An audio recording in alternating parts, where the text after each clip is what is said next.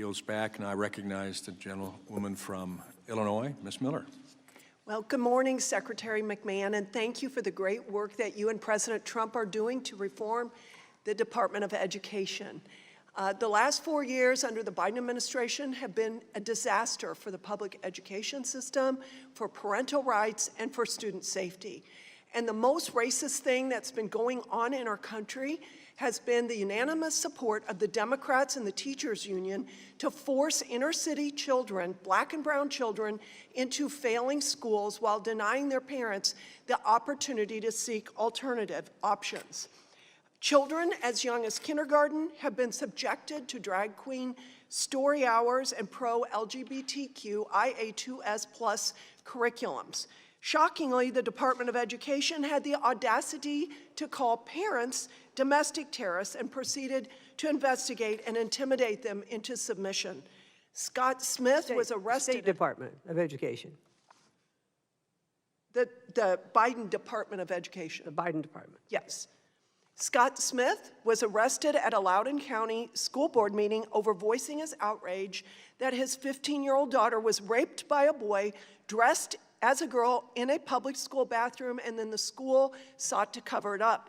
Now, after being soundly defeated last November, Democrats in states like Maine, California, and my home state of Illinois continue to defy federal law by forcing our girls to compete against biological men and change with them in locker rooms.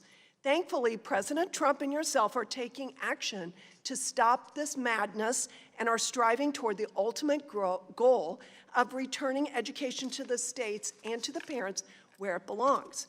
So, Madam Secretary, thank you for your recent response to my letters addressing Title IX violations in Dearborn and Naperville, Illinois.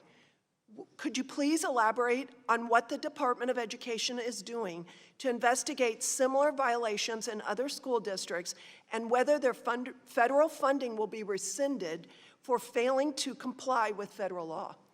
Thank you very much. And we are indeed investigating many cases that come up under Title IX. I mean, I was informed, I think it was yesterday, that in Colorado there was as part of the public school system on school trips, that there were boys sleeping, perhaps in beds, boys who were identifying as girls, sleeping in the same bed with girls on these class trips, and parents were not even notified. I just think that that's incredibly wrong.